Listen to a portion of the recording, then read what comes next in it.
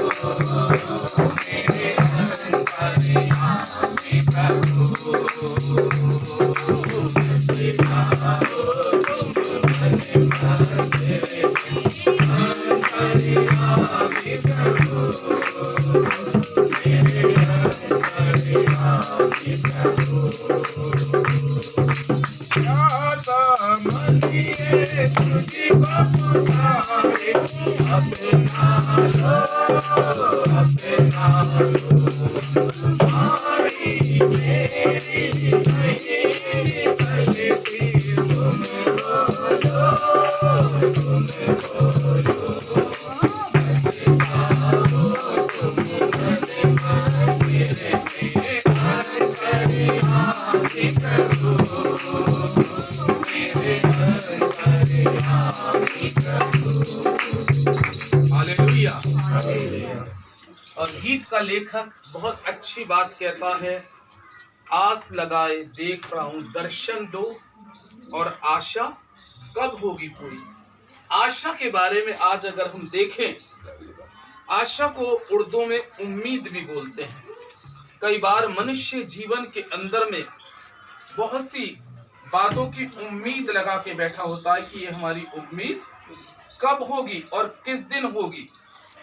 Bible में से आज देखें, यिर्मयाह की पुस्तक उसका 29 अध्याय और 29 अध्याय के 11वें पद में यहाँ पे भविष्यवक्ता इस बात को कहता है, क्योंकि यहोवा की ये वाणी है कि जो कल्पनाएं मैं तुम्हारे विषय करता हूं उन्हें मैं जानता हूं, वे हानि की नहीं वरन कुशल की ही हैं, और अंत में मैं तुम्हारी आशा पूरी करूंगा। पवित्र वचन पर परमेश्वर आशीष दे, आमीन।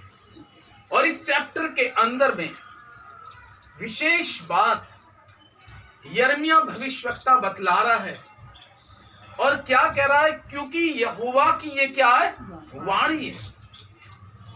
अभी हमने जो गीत भी गाया, आस लगाए देख रहा हूं दर्शन दो, आशा कब होगी।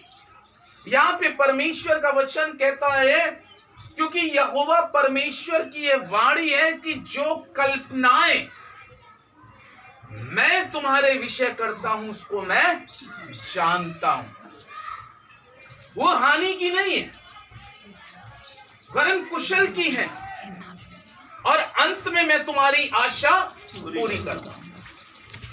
कल्पनाएं परमेश्वर के लोगों, जिस तरीके से एक पिता और एक मां अपने बच्चों के भविष्य के लिए बहुत कुछ सोचती है या बहुत कुछ सोचता है, वो अपने बच्चों के एक उज्जवल भविष्य के बारे में एक मां या एक बाप आरंभ से ही सोचना शुरू कर देती है, कल्पना बनाना शुरू कर देती है, विचार बनाना शुरू करती है। इसी तरीके से परमेश्वर के लोगों, मैं और आप जो आज की इस शाम के समय परमेश्वर की उपस्थिति में हैं, उसी तरीके से परमेश्वर भी अपने लोगों के लिए कल्पनाएं करता है, और उसकी कल्पनाएं जो होती हैं, बाइबल का जो कल्पनाएं मैं तुम्हारे विषय करता हूं वो हानि की नहीं है। क्या की नहीं है? हानि की है। हो सकता है माता पिता की जो बहुत सी कल्पनाएं होती हैं, विचार जो होते हैं, कभी कभी उसमें लॉस हो सकता है, नुकसान हो सकता है। हालेलुया। लेकिन परमेश्वर जो अपने लोगों के लिए कल्पनाएं करता है, जो सोचता है, बाइबल में लिखा है कि परमेश्वर अपने लोगों के लिए बहुत उत्तम सोचता है, बहुत बेहतर सोचता है। अंत में मैं तेरी आशा पूरी करूंगा। अंत का मतलब क्या है? जब हम किसी चीज की उम्मीद छोड़ देते हैं और सोचते हैं कि ये काम अब कैसे संभव है, ये काम कैसे होगा।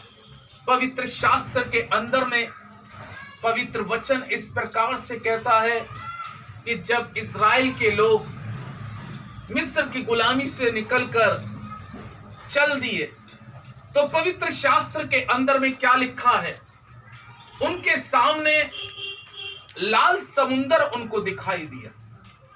हालेलुया। जब लाल समुंदर दिखाई दिया और उसकी ऊंची ऊंची तेज लहरें, क्योंकि समुंदर की कोई गहराई को नाप नहीं सकता, और समुंदर कोई छोटा नहीं होता, क्योंकि इसमें सारी नदियां लास्ट में समुंदर में ही क्या हो जाती हैं, समा जाती है। तब परमेश्वर का वचन क्या कहता है?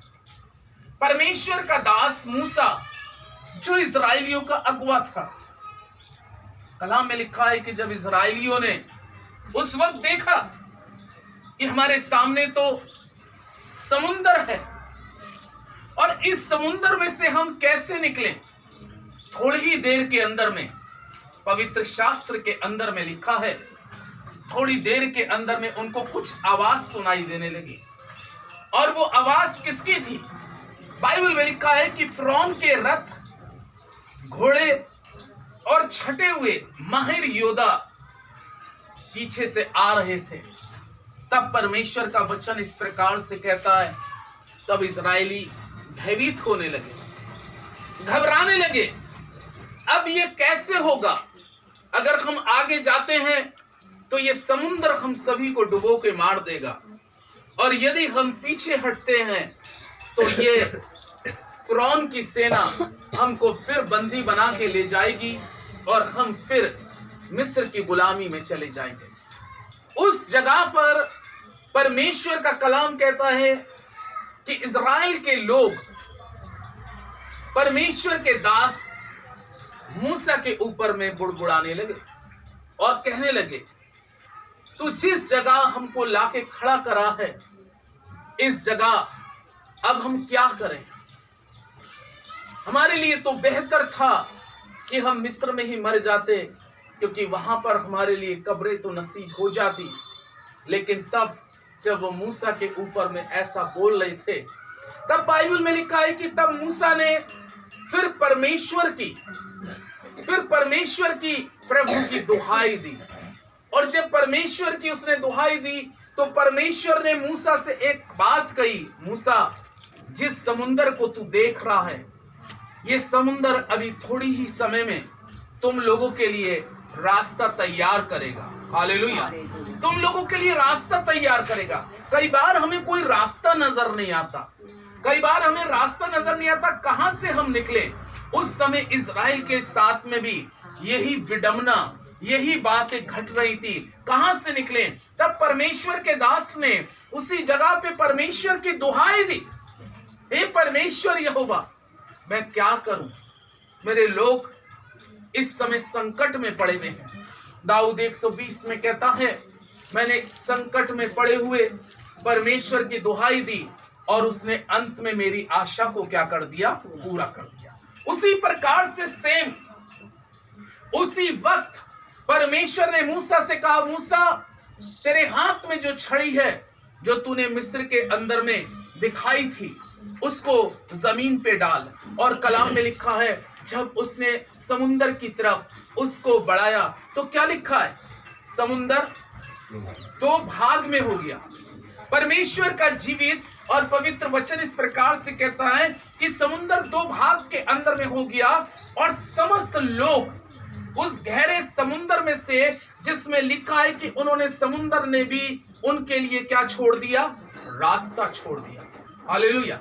उन्होंने रास्ता छोड़ दिया और उसमें से समस्त मानव जाति उस वक्त ही, कलाम में लिखा है, जो परमेश्वर पे भरोसा रखकर अपने जीवन को चला रही थी, उस समुंदर में से कलाम में लिखा है कि वो सूखे ही सूखे क्या हो गई? पार हो गई। कैसे पार हो गई? क्योंकि उन्होंने परमेश्वर पर पूरी तरीके से विश्वास किया, परमेश्वर में आशा रखी। जैसे पवित्र शास्त्र के अंदर में ये संदेश लिखा भी है कि मैं अंत में तुम्हारी आशा को क्या करूंगा? पूरी करूंगा।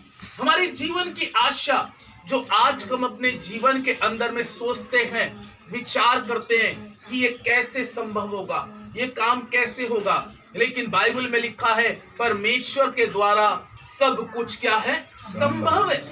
वो परमेश्वर जो इज़राइलियों को लाल समुंदर में से पार निकालने की सामर्थ और शक्ति रखता है, वो परमेश्वर मुझको और आपको हर एक मुसीबत से, हर एक परेशानी से, हर एक दुख से, हर एक पीड़ा से बाहर निकालने की सामर्थ और शक्ति रखता है। इसके लिए हमें पूरी तरीके से परमेश्वर पर पूरा विश्वास करने की जरूरत है, क्योंकि जब हम उस पर विश्वास रखकर अपने जीवन को आगे चलाते हैं, तो वो जब समुद्र में अगर आपके लिए रास्ता दिखा सकता है, तो वो परमेश्वर इस संसार में भी आपके जीवन की हर एक आशा को पूरी कर सकता है। वो हर एक आशा को पूरी कर सकता है।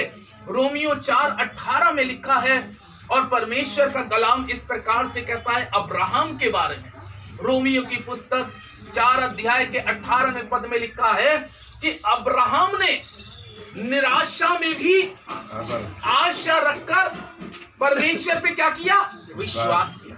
निराशा का मतलब ये नहीं है, किसी परेशानी का मतलब ये नहीं है कि आप सोचे कि ये तो हो ही नहीं सकता, ये काम तो हो ही नहीं सकता। अरे इसीलिए तो उसको परमेश्वर कहा गया। परमेश्वर का मतलब ही यही है कि उसके द्वारा सब कुछ हो सकता है।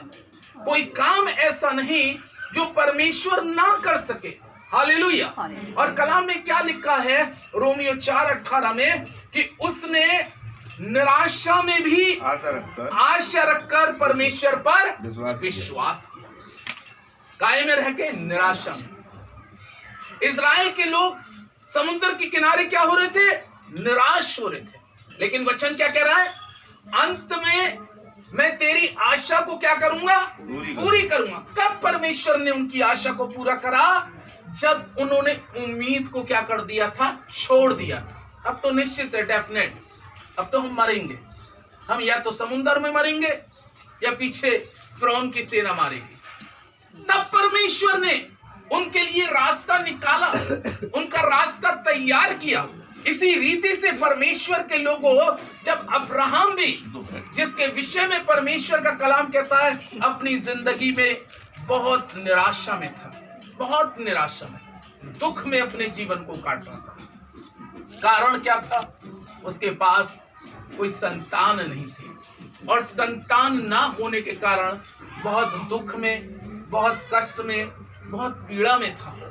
लेकिन कलाम में लिखा, जब अब्राहम ने जीवन के अंदर में उम्मीद छोड़ दी थी कि अब तो ये संभव नहीं है, तभी परमेश्वर का कलाम उसके पास आया, अब्राहम, अब्राहम, निराश मत हो, मुझ पर आशा रख। और लिखा उसने निराशा में तुरंत सुनने वाले की बात पर क्या किया? विश्वास किया, आशा रखी।